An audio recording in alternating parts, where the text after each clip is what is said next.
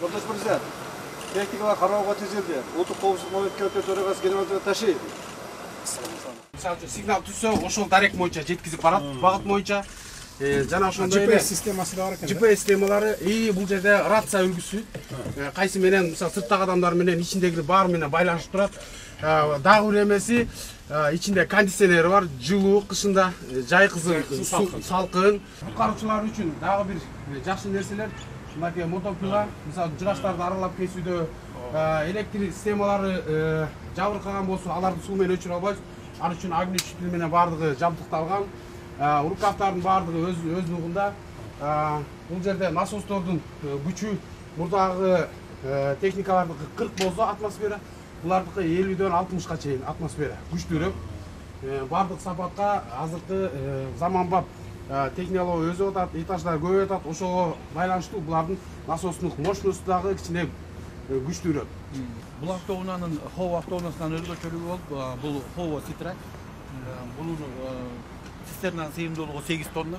Бул деле ошол жумушту алып жатат, бирок мында орнотулган насостун кубаттуулугу 50 литрден 100 литрге чейин секундага суу берет.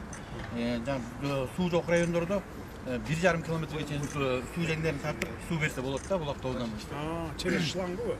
Через пожарный рукавный. Анан бул автоунаада Хово автоунаасында эле 6 адамдан турат, көчүрмөнөсү. Бул драгер баары тең панорамный маска менен, ошондой эле манометр өзү баллондон турат. Бул кислородный баллон. Муну аба кысым менен үйлөтүлөт да. Бул муну менен ошол түтүн болгон имараттын ичинде болжолу менен 35-40 мүнөткө чейин жетет да. Бул иштөө шартына жараша. Мисалы, кээ бир адам азыраак аба колдонот, кээ бирөө көбүрөөк. Жарым саат убакыт керек экен да. Жарым саат. Ушундай жетет да. Тигил канча метр бийиктикте? Бул 54 метр бийиктикте. 54 метр канча этажга чейин жетет ошондо? Ошондо 16 этаждын крышасына чейин жетет. 16 этаждын. Bunun özgöçölüğü belki российский техникага караганда. Лестницасы дагы бар экен, эми ондай вышкасы дагы бар экен. Өйдө көтөрүп гидравлика. Эвакуация дагы кылат экен адамды. А бул жерден болсо адамдар уже пожарына уже өчүрөт экен да. То есть два в одном. И базасы чистый Мерседес. Чистый Мерседес, булар баягы платформасы дагы аябай күчтүү экен.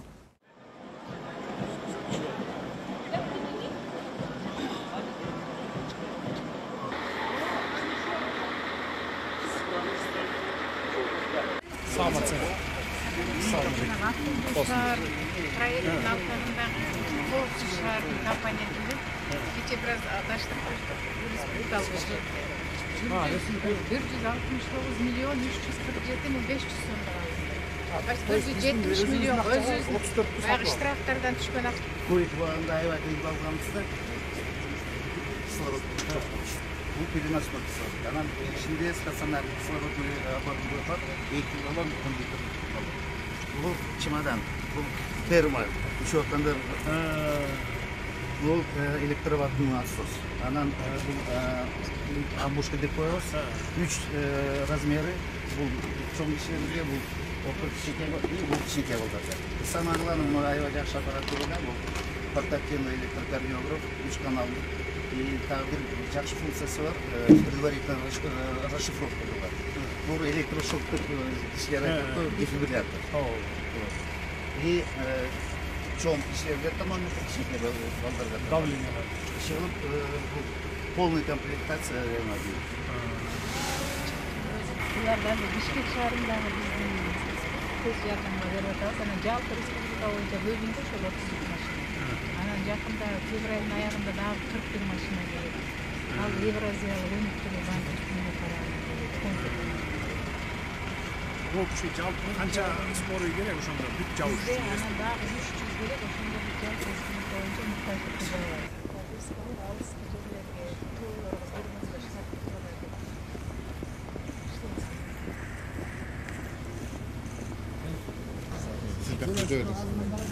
Бұл Зеленстрой, Горсвет, Тазалы, жалпы жонунан 74 техника алдык, 60 келдик. Анан много сатымдар болчу. Могуну американский жазаны касса. Анан бак кол менен чакырып, муна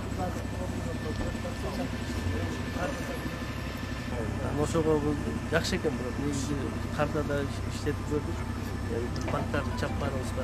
Чисто заводской да. Чисто завод. Эми бул автобустардын алынышын жеке бюджет көзөмөлдөбү? Качествосун, баасын, башкасын ошентип бакыттуу болуш керек беле? Кандай экен автобус? Жакшы болуп кетет.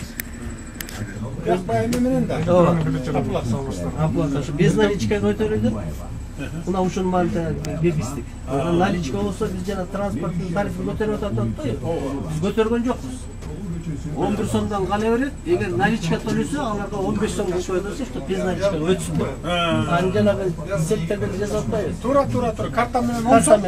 Тигилерге 15 кылуу, Эртең менен водитель келип, айдоочу келип, сменаны ачат, өзүнүн картасын. Бүттү, ачып койду. Сменаны ачып койду. Анан пассажирлар моундай көк түстөгү карталар келүүнө Кигиз коюп кете берет.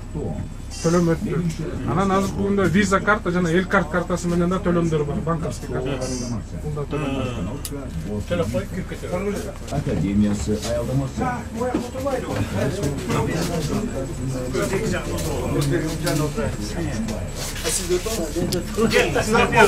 Мунун эмеси бар экен, Жок, бул качество жакшы экен. Ушундай эле жулкулдатып эле жулап атат да. Анан кийин 5 камера бар. Полный водитель карап турат. Ким эмне болду баардыктан карап турат. Анан бул жакшы жери кышында печкасы 5 печка бар экен. Бул жанагы жип жылуу.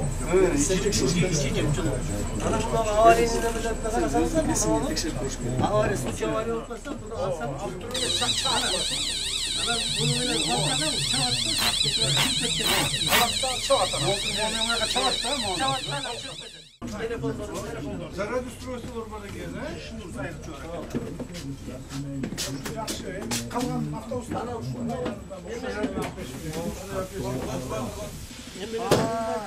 инвалиды. Анан тетиги ичмес да, ошо коляска менен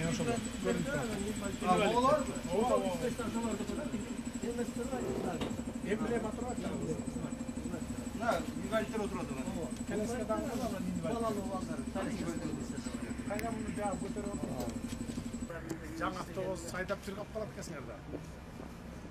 Жакшы. Качествосы жакшы автобус. 1,5 миң автобус алып берсек, ошондо бүт шаарга жетет. Булар менен кошо. быйыл буюрса 500 алышыбыз керек. Жанагы электробустан 120 баягы 124 автобус. 120. Ошондо быйыл ар жак бер жагы 500 болуп калат да. 500 болот да. Быйыл 500 келип калыш керек. 500. 500 өзүбүз. Сол коюлган ушу даярдап Ушундай да. завод. Электробустан. Электробусу бар.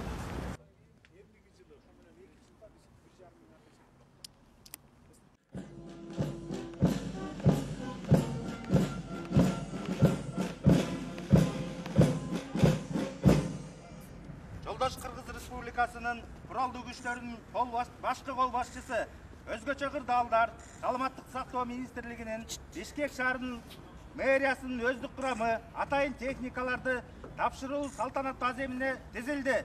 Өзгөчө кырдаалдар министрлигинин жарандык коргоо башкы башкарманын башчысы полковник Асанов.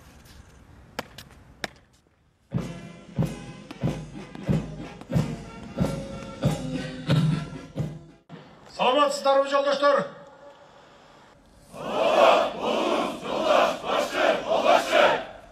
Эркин туруңла. Саламатсыздарбы, урматтуу мекендештер, бүгүнкү иш-чаранын катышуучулары. Бүгүн сиздер менен чогуу кубанычтуу күндүн күбөсү болуп турабыз. Себеби Кытай эл Республикасы тарабынан жардам катары гранттык негизде өзгөчө кырдаалдар министрлигине заманбап, кубаттуу жана эң акыркы үлгүдөгү атайын техникалар алынып келип, салтанаттуу түрдө тапшырылганы турат. Кыргызстандын өзгөчө кырдаалдар министрлигине 20 миллион акш доллардан ашык суммадагы гранттык негизде атайын техникаларды бергендиги үчүн Кытай эл Республикасына жана төрагасы урматтуу Си Цзиньпин мырзага кыргыз элинин атынан жана өзүмдүн атымдан терең ыраазычылык билдиремин. Мындан сырткары 33 даана тез жардам унаалары Борбор шаарыбыздын калкын тейлөө үчүн республикалык бюджеттин эсебинен сатылып алынган 120 даана автобустар тапшырылганы турат. Урматтуу замандаштар, баарыбызга маалым болгондой, климаттын өзгөрүүсү кесепеттүү көрүнүштөргө себеп болуп, натыйжада жер көчкөн, сел жүргөн, суу каптаган, өрт жалган табият кырсыктары элибиздин жашоосуна бүлүк салып, айрым аймактарыбызды экономикалык чыгымдарга алып келди. Мындан улам өлкө калкы менен аймактарыбыздын коопсуздугун камсыздоо күн тартибинде турган башкы маселелердин бири болуп саналат. Эгемендүүлүк алгандан тарта өзгөчө кырдаалдар министрлиги өзүнө жүктөлгөн милдетти татыктуу аткарып, ар кандай кооптуу абалга кабылган мекендештерибиздин өмүрлөрүн, ден соолуктарын сактап келет. Мына ошол куткаруу кызматынын техникалык потенциалын чыңдоо максатында атайын техникаларды алып жатканыбыздын баары элибиздин коопсуздугун камсыздоо үчүн. Өрт өчүүчүлөрдүн жана жалпы эле куткаруучулардын ишинин натыйжалуулугун жогорулатуу максатында заманбап техникалар менен камсыздайбыз деген убадалар чекесинен аткарылууда. Сиздер өзүңүздөр күбө болгондой, бүгүнкү тапшырылып жаткан 100 даана өрт өчүрүүчү унаадан сырткары жакында эле заманбап 2 тигучак, 58 өрт өчүрүүчү унаа, 81 инженердик техника жана 34 ар түрдүү техникаларды бюджеттик каражатыбызга сатып алганбыз. Кудай буюрса, ушул февраль-март айларында Россия мамлекетинен дагы 40 даана жаңы өрт өчүргүч унаалар менен 1 Ми-8 тигучагы жардам катары келе жатат. Буларды дагы суммасы 20 миллион доллардын тегерегин түзөт. Аларды дагы келери менен тапшырып беребиз.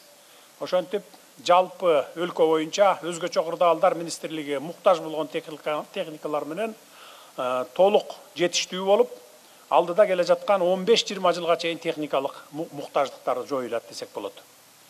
Министрликтердин кызматкерлери күнү түнүдөй күжүрмөндүк менен иштөөгө милдеттүү болушат. Мына бүгүнкү техникалар куткаруучулардын издөө, куткаруу, өзгөчө кырдаалдардын алдын алуу жана кесепеттерди жоюуга багытталган ишин жеңилдетип, ыкчамдыкты камсыздап, бир топ жарандардын ажатын ачарына жана элдин ыраазычылыгын алаарына терең ишенемин. Сиздер менен биргеликте буюрса куткаруу кызматында кызмат өтөөнү өзгөчө сыймык алып келгидей кесипке айландырабыз.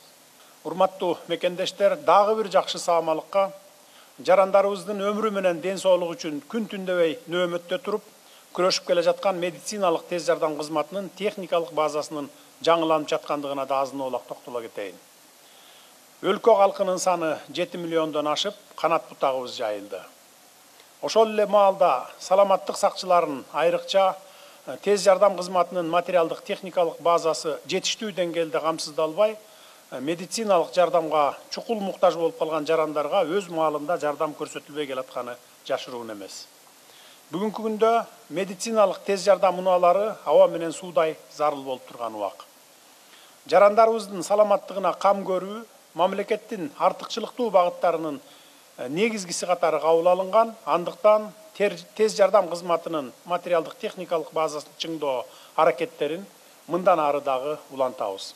Кадырлуу Бишкек шаарынын тургундары соңку жылдары Ордо калаада автоунаалардын саны артып, жол тыгындары шаардын күн тартибиндеги башкы көйгөйгө айланды.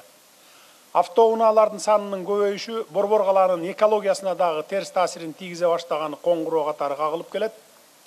Жол тыгыны, экология маселеси, сыйымдуулук жагдайын эске алып, алдыңыздарда турган автобустар сатып алынып олтурат. Мына ушундай Ордо калаанын калкын убайымга салган коомдук транспорт маселеси боюнча атайын тапшырма берилип, газ менен жүрүүчү 120 автобус сатылып алынып келинди. Кудай буюрса, алдыда келе жаткан 1-2 жылдын ичинде шаарыбызга кошумча 1,5 миң автобустарды алып берип, шаарыбыздын муктаждыгын толук жабабыз. Бул коомдук унаалардын күн суук мезгилде жылыткыч жабдыктары менен жабдылганы эл үчүн жакшы болсо, автобустардын коробкасы автомат болгондугу айдоочулар үчүн да ыңгайлуу болот го деп ойлоймун.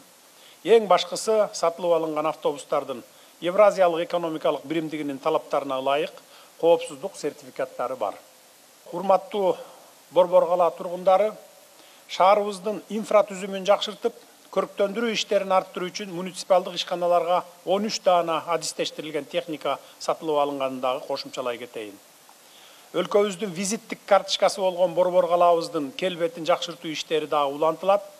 Үстүбүздөгү жылдын 1-чи кварталынын соңуна чейин дагы 64 даана керектүү техникаларды сатып алабыз. Ажайып кооз жаратылышка ээ болгон Кыргызстандын Борбор калаасы дагы ошол керемет табиятка татыктуу болушу керек. Биз бул багытта болгон күч аракетибизди жумшайбыз. Урматтуу куткаруучулар, кадырлуу өмүр сакчылары, сөзүмдүн аягында мекенге кылган ак кызматыңар үчүн ыраазычылык билдирем. Элдин урмат сыйына бөлөнүп жүрө бериңиздер. Элдин ишине жарай турган бүгүнкү унаалар кут болсун. Жараткан Кыргызстаныбызды күтүүсүз кырсыктардан, оору сыркоолордон сактасын. Сиздерге жана сиздин үй бүлөңүздөргө бакубат турмуш каалайм. Бар болуңуздар.